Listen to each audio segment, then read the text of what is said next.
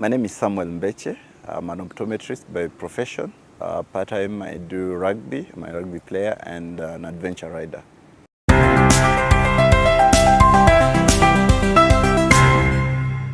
Growing up in a rural area, I saw a lot of people struggling with eye care. Personally, I had an experience when I was in high school. I said I'm a rugby player, so when I was playing rugby, I actually incurred an eye injury while playing. So I got a very shoddy treatment because there was no practitioner or a specialist for eye care. And from there, I realized there's a gap. So I've been wanting to reach out to the people, especially, who are out of the city, who can't access the eye care. Recently, actually, to be specific, on May, I undertook a journey on my motorcycle to South Africa.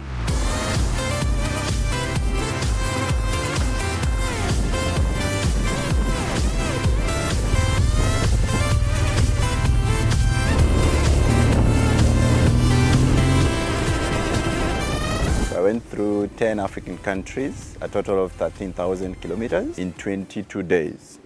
I actually took one day off only. The rest of the days I was actually riding and creating the eye care awareness. So yeah, Africa, I mean, it's one continent, but of course you expect challenges, and as you mentioned, the hurdles. So I'll say in East Africa there's no much issues, because when I exited to Tanzania, very friendly, the police are okay, no corruption and stuff. And I'll say the hardest or the toughest border to cross was to Zambia, actually. Very funny. So they were actually asking, why are you going there? Why do you want to come to Zambia? You tell them, they're like, no, that doesn't make sense.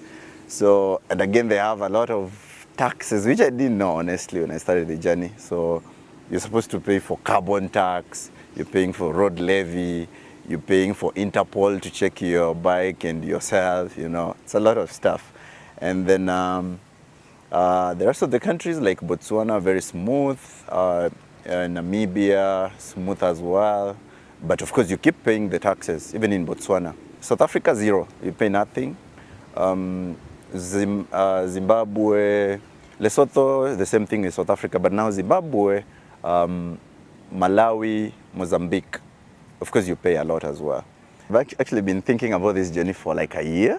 So I was actually anxious and excited when the time was actually nearing. So I got very active. I submitted for the gym. I was doing runs and gym, because it's gonna be like a month out of the country, basically seated on a motorcycle, moving and going to villages, different climates. Remember now in the south it was actually winter. So yeah, I did a lot of exercising. Your body has to be at par. And then now, of course, I have to think about the bike as well. So I was doing some servicing, checking on some parts for replacement, test riding it to see if it's fit. Again, I had to do preparations in regards to the looking at my map or route. So I have to look at the area, the roads, the state of roads and everything. I have to know about the cultures of places. I have to get connections and know where to get medical emergencies in case. I have to know the rules and road regulations of different countries. Yeah, so I did a lot, really. I was doing a solo ride, but I was lucky enough. A motorcycle community in Kenya actually had an escort of over 50, actually 60 bikes to the border from here to Namanga border. Then they left me. A few got me to Tanzania, left me there. So I was on my own to Zambia, went to Botswana. Towards the end, I actually met a Kenyan biker who had left like 2 weeks early.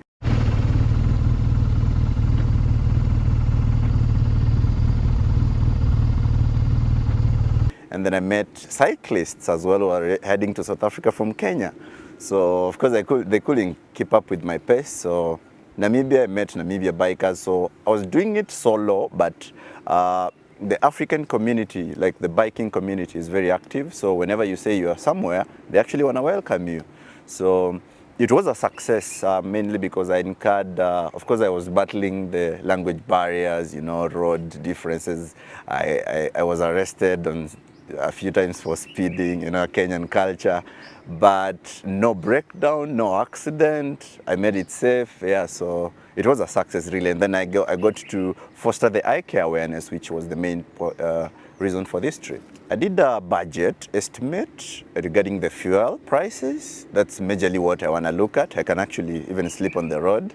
But now, of course, you look at the accommodation, the food and everything. Luckily enough, the fuel prices go lower once you exit Kenya. But now this being lower, it never really made a difference for me because I never planned for taxes.